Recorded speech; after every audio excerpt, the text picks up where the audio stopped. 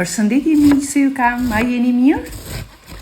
Para se të tregoj të recetën e lakrës, do bëjmë pak muhabet. Unë sa hëngra drekën, provova recetën dhe ka dalë fantastike. Duhet ta provoni të recetën me patjetër, po pi një kafe dhe thash, po posoj recetën, por aman, para se të posoj recetën, dua të bëj një pyetje seriozisht. Ju keni dëshirë që të dini pak nga jeta ime kur kam ardhur në Itali, kam qenë 20 vjeçe. E dini shumë mirë ju që keni ardhur në 91-shin. Si thoni, të fillojmë nga ato historit tona, të lumtura dhe të hidhura, si thoni, po apo jo. Ju pres në komente dhe të fillojmë me recetën. Këtu kemi një kokë lakër gjithsej dhe ka përgatitur krauti, thonë këtu, me salsice, po kjo përgatitet edhe me acugë, me çfarë të doni, unë kam pësuar herë tjetër. Një kokorçep të madhe, si shikoni, to hudhrat i kisha në ngrije, një thep hudhër, thjesht dhe shishëm.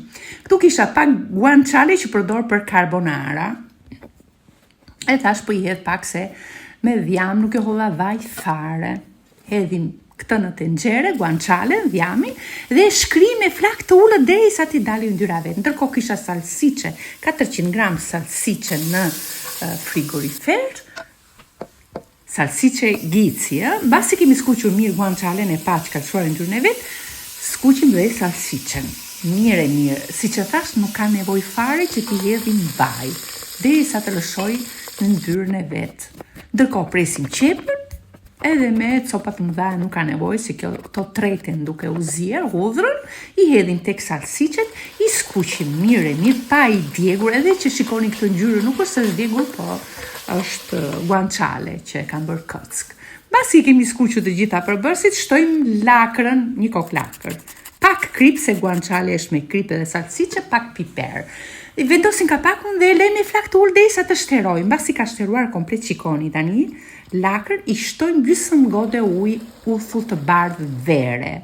Mbasi avullon uthulla e verës, kur të avulloj mirë miq të përthaj, do i shtojmë një gotë ujë.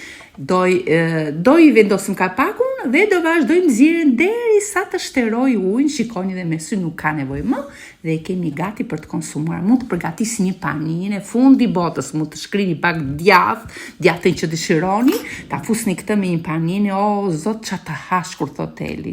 Ta hash me sy. Shikoni tani, unë e shijova me gjithmonë që ja vlen një gotë verë, apo tani që është ftoftë si të shijon, që të kënaqet shpirti. Shpresoj që t'ju pëlqej dhe ju përshëndes dhe mos harroni më ktheni përgjigje, doni historinë apo jo. Ju përshëndes. Ciao ciao.